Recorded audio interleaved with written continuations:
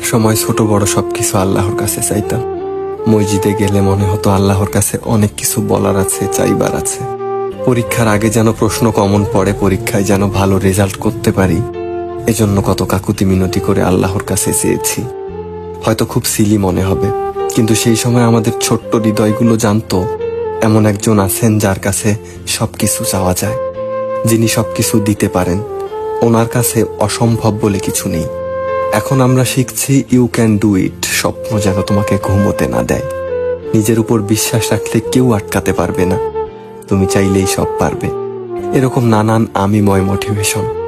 এই দুনিয়ার মোটিভেশন রবের সাথে সেই নিষ্পাপ সম্পর্কটা নষ্ট করে দিয়েছে। আল্লাহর কাছে নাছোড় বান্দার মতো কিছু চাইবার সেই সহজ সরল জীবনটা আমাদের ছেড়ে চলে গেছে। অতি সাধারণ কিছু চাইতে গেলেও যে চোখে পানি চলে আসতো, সারাদিন আল্লাহর নাফরমানিতে কাটিয়ে সেই চোখ আজ মরুভূমিতে পরিণত হয়েছে। কাঁদলেও চোখে পানি আসে না।